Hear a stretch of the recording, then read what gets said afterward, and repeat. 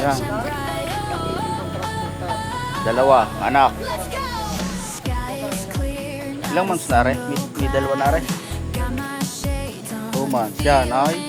Dalawang pogi ang anak. Oh. Pogi din na may hawak. Oh, ay, okay. Magbukas muna. Okay. Kasi sa loob magdadamo sa ako.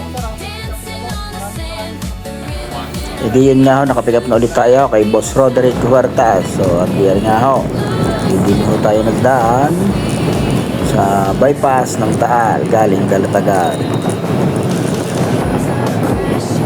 Tayo ho'y mag-iingat dito, lalo na ho yung mga malalaking truck. Kaya paano ho, hindi ho mina-aksidente. Yung truck ng tubo, yan, ariho, yan, tingnan din yan. Ayan ho, din lumusong, makikita mo din ho tumigil. Sobrang walang preno. Ay din ho yun, namulaw sa may paakaw. Ay di lalaw na ho yan kung hindi ho pa ho na rin. Di na ho sa may barangay Halang. Ay naman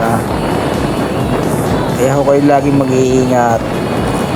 Sa bagay ho, ika nga kahit anong gawin, ingat. Pagka naman ang kasalubong ay hindi, di wala rin.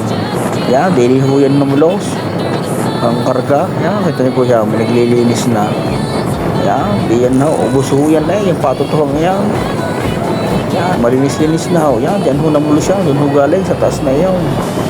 Akala ho ng iba, ayan ay itong hindi kataasan ng lusong. Pero mataas ho yung lusong na yan. Sa kapag kagaling ho kayo ng lemer yung paahaw, no?